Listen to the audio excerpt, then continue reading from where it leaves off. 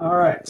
Hello, my name is Mr. Yekel. This is the open house video for mainly biology, but for science at Albuquerque High School. This is for parents who can't make it to parent night or for parents of kids who have just transferred into the class at some point later in the year. Obviously, if you miss parent night, this is a way you can go back and get an overview of how the class in general is going to work. So again, this is for Albuquerque High. My name is Mr. Yekel. Most students will just call me Mr. Y.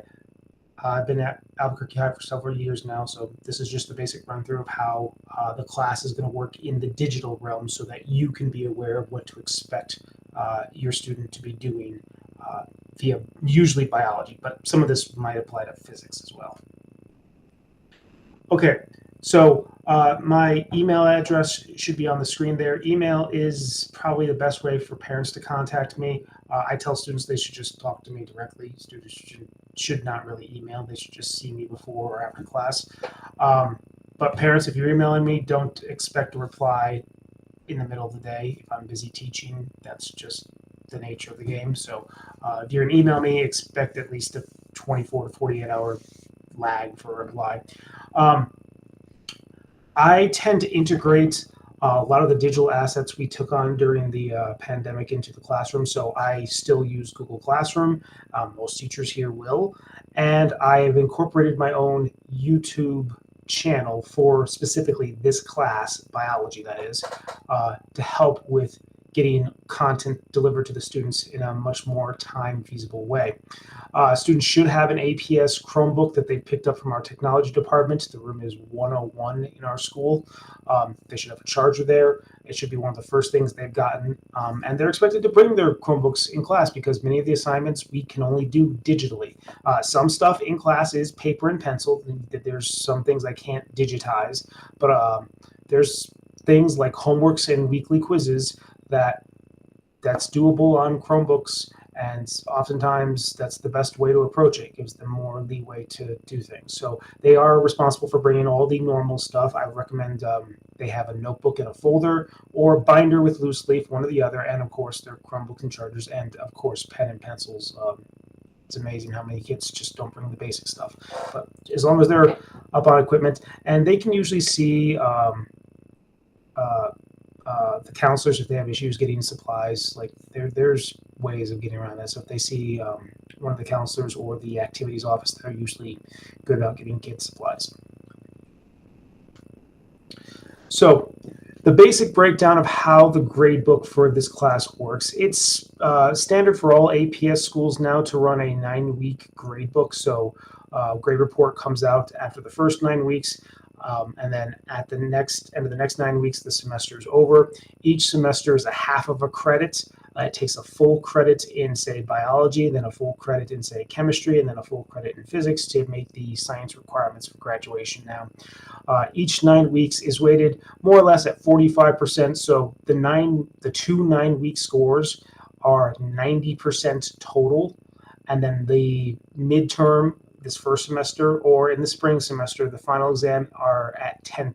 So 90% of their grade is from in-class work. The final is 10% of the grade. This is, again, per APS standard for the most part. That usually means the final can't usually swing the grades more than, say, 4 or 5 points mathematically, just so parents are aware. Things to know. I don't weight my grades. I know some teachers do. I usually just assign different point values to different categories. So homeworks are usually somewhere between 4 to 8 points usually. In-class stuff can be anywhere from 8 to up to 30 points if it's a lab. Labs are always the highest pointed value things. Quizzes are usually around 20 points. So bigger assignments, things that should reflect their learning, usually just have more questions and more points and associated. So again, I have categories, but I don't weight anything. Everything is point-based.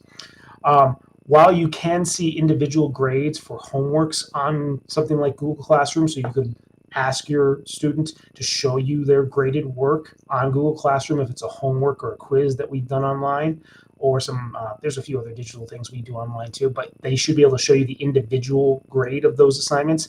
The overall grade is not represented on Google Classroom. You would need to go to Parent View, your Parent View account, or have your students log into Student View and show them the grade there.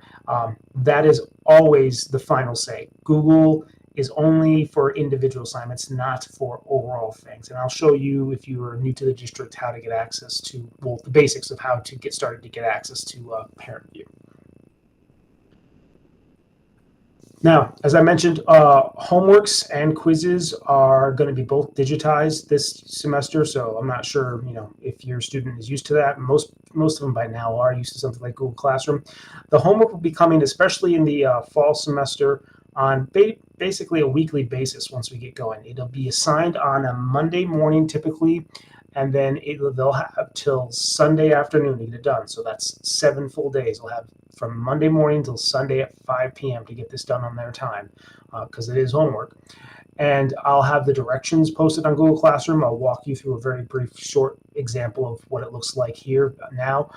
There's a how-to video on my Google Classroom as well. The students can watch if they're just transferring in of literally how to do the homeworks and how they can proceed to get them done. But it's a way of me actually making sure students are actually getting content delivered, and I don't have to sit there and lecture the entire time in class. We can save in-class time for other more hands-on things that you can't do digitally. Quizzes also will be online. Usually the assigned time will be, again, Monday in the morning will be when their quiz is open. They'll receive an assignment via Google Forms, and then they'll have till typically Friday at like 5 p.m. is usually when I do it. So they get 5 days to approach the quiz.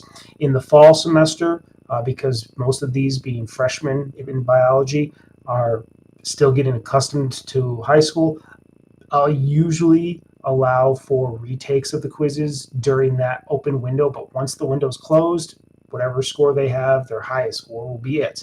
Now, in the spring semester, they should have by that point gotten used to the routine, and in the spring semester, they'll probably only get one attempt at any weekly quiz. So by then, they should have learned what they should have kind of focused on taking notes on. Now, the quizzes are all open notes, and I'll show you, again, an example in just a minute. But they'll have 5 days, so athletes who have meets and things like that, competitions, shouldn't have any issue for taking care of their homeworks and their quizzes because they should be able to prepare ahead. That's part of the nature of being in extracurricular activities. Likewise, if your child is absent, one of the first things they should be checking is Google Classroom for their weekly homework and quizzes. They can always take care of that so they're not behind on absolutely everything. The in-class stuff, that's another deal, but they should be able to take care of their weekly assignments, no problems.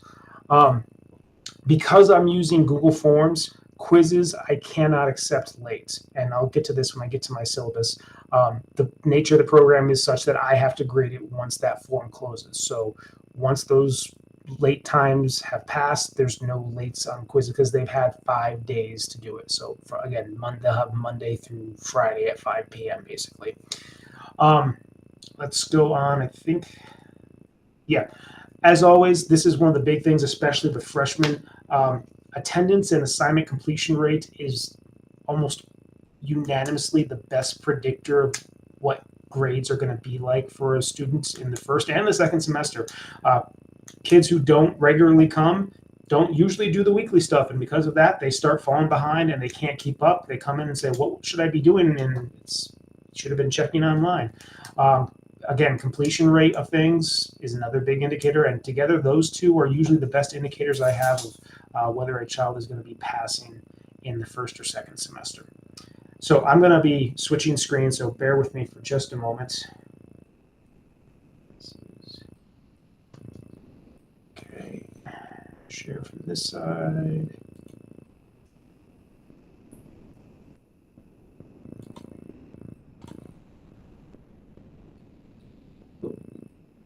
Okay, so what you're staring at now is an example of a Google Classroom I had from last year. The basics of the class, it looks like this. I have Classroom here. Most of their stuff is going to be under classwork, though. Their Google Classroom will not be as busy as this at first. And you'll see I have everything organized by units. So here's Unit 1, here's Unit 2, and then the newer units go up. The Very, very bottom is where I have all my class information. So as parents, you should have access to this if you have an account via the district where you're logged in as their guardian. They should give you a Google Access account for their classroom. If not, you can email me, tell me your email neatly, and I can add you as a guardian as long as you identify, your student and their period, and all that stuff. But once you're in, and you can have your student show you this if you can't get in, you can always just have them show you through their account on their Chromebook. You'll see under class information, here's class syllabus, a link to my YouTube channel, the bell schedule, a link to the counselors if they need to make an appointment about their schedule, and a few other things. There's also, here's the video I mentioned of how to do the weekly homework assignments. So they can literally watch this video and it walks them through, if they're a transfer student, how to do this. Or if they've somehow not been doing it and have forgotten my instructions on how to do it and not been reading the directions, because I do post directions with each one of how to do it, they can literally watch the video. It's 10 minutes of walking them through there. There's some other helpful links here, but I want to focus on primarily just the class syllabus. So it's digital here. They should have gotten a paper copy as well. It looks more or less like this. It's standard stuff if you've ever seen a class syllabus before.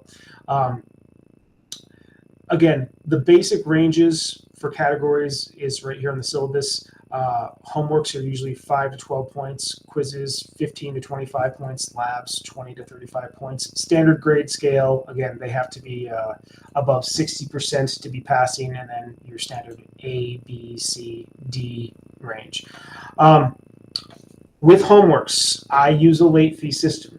Again, they've had 7 days to do each weekly assignment, and I've never opened 2 homeworks in 1 week. So they get 7 days to work on one assignment, again, Monday through Friday. If it comes into me late after the deadline, and that means any time after the deadline, it depends on how late it is, the deduction fee starts. If it's late, I usually take off a small percent, usually either a point or 10%. You can see here this on the syllabus. Beyond that, it might be a 50% late fee, and usually if it's more than 2 or 3 days late, then I usually won't give it any credit, because that's been now more than a week and a half, and by that point what I'm getting in is usually just copy work. So they have plenty of time. Again, I'm thinking specifically of athletes and those people in extracurricular stuff to plan out how they're going to do this to make the time to get the homeworks done. Again, this is a standard but not all-inclusive late fees. Work with this way. There are some things that, again, like quizzes, I don't do a late fee for because the program closes automatically to Google Forms. So late fee system does not apply to quizzes. There's some basic rules here about eligibility. For instance, for sports players, they have to maintain a 2.0 GPA. That's a 75% in the class to be eligible for the next year. As freshmen, they get a bye for their first semester because there's not any GPA to go off of. But in the next semester, that's to say starting in the spring, if they're ineligible, then they're ineligible for that whole semester. There's going to probably be a new phone policy at AHS this coming year. So just make sure you're attuned to what that is. It's been getting rather out of hand lately, so I'm not sure exactly how it's going to pan out, but there is a phone policy probably in the works for them. The syllabus also has direct access to my YouTube channel here, and another means if your kid has issues taking notes, we can discuss that. There's a way they can get access to the actual PowerPoints. All right, so let's go back to Google Classroom and let's look at an example of a homework. So for instance, by this point, they're probably close to being in Unit 2 if the open house is more or less right. They might be at the end of Unit 1. So again, they won't see all this yet. So let's suppose I was giving them this homework. This homework right here, it says Unit 2, Section 2, and I'll show you the directions here. There's directions. Again, they can watch the how-to video if they've forgotten all this, but usually once they've learned this and they've been through it, they get the routine. Every homework will have these directions, and it will have an attached Google Doc called a checkpoint document. When they open this, it will look like this. There will be a direct link to my YouTube channel right here at the very top. Come on, mouse. You can do it. Okay. And there's also a direct link to the playlist from the unit we're in. So this is unit 2, so this is ecology. And then literally within the checkpoint document is a direct link to each of the required lectures they need to watch for that week. So for instance, this first lecture is titled Life's Interaction. So if you click that link, what you would see is this pop up. This is the actual lecture from me on a bit of ecology. Their job for their homework will be to take notes. Now, I recommend they write this down on paper. They take notes by hand. That's the best way for them to memorize. But they do have the option to type. It's not really good for helping with the finals, but it's possible. To take notes specifically on these 3 black checkpoints right here. Each one of these is worth 1 point. So this first lecture is 3 checkpoints to take care of. They have to, for instance, get these 4 definitions for this first one. They have to get these 2 definitions for this one. Then these 3 definitions for this third one. They do all that. They got 3 points right there. There's a second lecture for this week. Sometimes there's more than one lecture because sometimes there's more than things that they need to cover. Again, the lecture direct link is here. It will open up to that lecture. And then they have 4 more checkpoints for this particular lecture. So 3 here, 4 here. This particular homework is worth 7 points. If they miss anything from a checkpoint, they won't get full points. So if they're sitting there trying to Google stuff and not actually listening to the lecture, because it's easy to spot when students do that, I'm not going to give them the full points. The assignment is to watch the lecture and take notes. If they don't do both parts, they're not getting full points. And odds are Google will return some weird answer anyway that makes no sense to them. So that's how the homeworks work. Again, they would take the notes and then they can scan them as a PDF or take photos and insert the clear images onto a Google Slides and submit it that way. That's if they're doing notes by hand. They could also literally, because the Google Classroom makes them make their own copy of this document. So when they open it, it's going to make their own personal copy. If they wanted to type notes, they could make a copy of the checkpoint document and then start typing the notes on there. The problem is if they don't make a copy, they can delete something they might find necessary. They might delete a checkpoint and then totally skip over it and then lose the points. So that's one of the issues I have with typing. The other issue is that basically kids don't remember things if they don't write it down by hand. So I do recommend having them do it by hand, making sure they have access or means to scan it as a PDF or into Google Slides, and then inserting the images. And then they can just submit it on Google Classroom. Right here is, they attach the document, they submit it to me, and then I grade it. The good news is if they're ahead, if they get their homework on Monday and say they complete it by Wednesday, they don't have to do it all at once. They could parse it out into 2 nights, say. I will kick it back to them with a grade, and if there's something wrong, they can resubmit before the deadline for a higher score, but it has to be before the deadline. If they try to resubmit afterwards, no, I'm not going back and regrading things after the deadline is passed. But if they're being early and they're being attentive to things, there really should be no excuse for getting low scores on the homework, because they can do multiple submissions within the window frame of the deadline. Again, Monday through Sunday at 5 p.m. Now, about a week after the typical homeworks and assignments in class that covers a specific section, they'll be given an online quiz. And you can see one here. Here's ecology quiz number 2. I'll open these up as on Mondays as well, usually early in the morning, and then they'll again have till Fridays at 5 p.m. to get at least one submission done. The quizzes are via Google Forms. Right here's an example. So this would look like, this would look like this. The forms are, again, fairly straightforward. They fill in their identifying features, like their period, their name, and then they start on the questions. And at the very bottom, they have to hit submit. If they just hit close, that doesn't work. They hit submit. And in the spring, at least, as I said, they'll probably get multiple attempts on most quizzes. In the fall. In the spring, the they should be accustomed to this by that point, and they'll probably only get one attempt.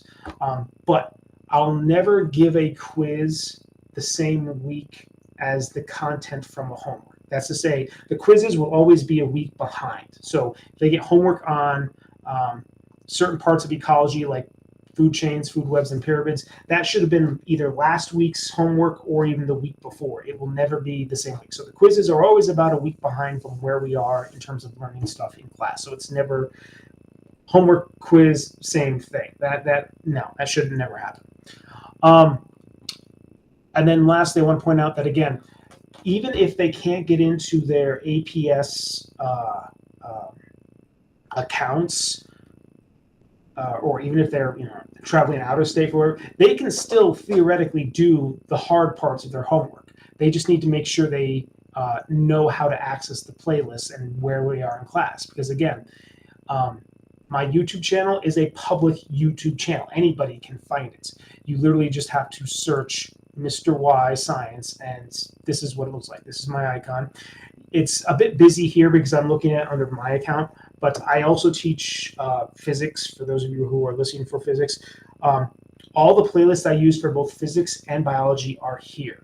So you always want to view this not at the home button, but at the playlist button.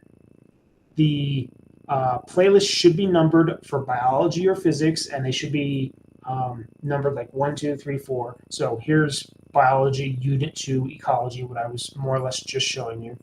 And then you can click on the playlist. The playlist will have the whole set of videos for that particular unit, and literally the video I was just showing about energy flow is one of these. Sorry, I missed it. Yeah, flow of energy right there. So as long as they know where they are in terms of basics for doing that, and they have access to the checkpoint documents, they should be able to find the video online. And I've had kids watching the video on their phone, for instance, after school, and then typing on their Chromebook or taking notes on paper just so they can get it done and out of the way. I'm usually available in the mornings if they have particular questions, before school, if they have questions on anything from the homework. So it's not like they can't ask, but in class time, we're usually working on other things. So I usually don't give too much time in the class time to do it unless they've finished early with stuff. So again, homework is for home. If they have questions, I'm available in the morning. They get 7 days to do homeworks, 5 days to do quizzes. In the fall, they'll have multiple attempts at the quizzes probably, but in the spring, don't count on that. And yeah, there should really be no excuse for somebody being out asking, what should I be doing? They just literally need to check Google Classroom for their weekly homeworks and quizzes, and it gives them the deadline and the dates. It's all listed right up there. Now, again, you can look at their individual grades on Google Classroom for the homeworks and the quizzes, and you'll see other things pop up like labs or worksheets and things like that. Some of the stuff I give out in class, and I give digital copies on Google Classroom, so kids who are sick, they can at least download and print it and at least start on stuff we worked on in class. And then if they have questions, bring it to class, and then they're not so far behind. So again, if your child is absent, check Google Class, have them check Google Classroom first. Say, take care of your weekly stuff. Is there anything new from class that he's posted there? Those are the key things that'll at least mitigate, them falling behind. But if they're not checking there, if they're just asking, what do I do? You direct them right here. But again, the overall grades, not on Google Classroom. You want parent view for that. Individual grades, that's fine. But for overall grades, here is Albuquerque Public Schools website. This is not Albuquerque High, but Albuquerque Public Schools, so APS. If you just go down to Students and Family and click on that, loads up, and then find, it's about the fourth link down here on the left, Student View, Parent View. That's your way of checking their actual grades. There's the logins right here, and there's also tech support if you've never done it before. So give them time at the beginning of the year. If you're watching this, early August or what have you, they get a lot of requests from transfers and new parents. So you can, there's ways of emailing them and asking them how to do things if you're having tech issues. but be patient with them early in the year. They get hammered at the beginning of the school year. So that's the gist of my class. Again, um, just making sure that parents are aware. Email me if you have questions, but I'm hoping everything was clear with this. And again, if your child is out or they're going to be out for sports or choir or orchestra or acting or whatever they're doing, this is by default where they should be checking first for their weekly stuff so they don't fall behind. And so, in fact, they can stay not only up to date but ahead if they're really good with class. Again, they have no excuse for not getting this stuff done on time. They have 7 days for homework and 5 days for a quiz at least each time. All right. If you're all set here, yep. I'm going to end the video here at this point. Stop sharing. But if you have questions, by all means, email me. Again, just be patient with the reply. And again, if your child needs help, I am literally in school usually as early as like 7:30. And we don't start usually till like 8:20, I think, this year. So they can come in early and talk to me if they have questions on either the homework or a quiz if they have a question they can't figure out, because the quizzes are open notes. So the reason I make them do the notes is so they can use them on the quiz, and the two are correlated. So if they're not doing the homework, they're not probably going to do very well on the quiz because they don't have the notes. So if they do have questions, tell them to see me before school. I'm usually available during lunch as well. After school is not very good for me because I have to run and pick up my own kids. But that's how the online aspects work. I hope that was informative, and have yourself a good day.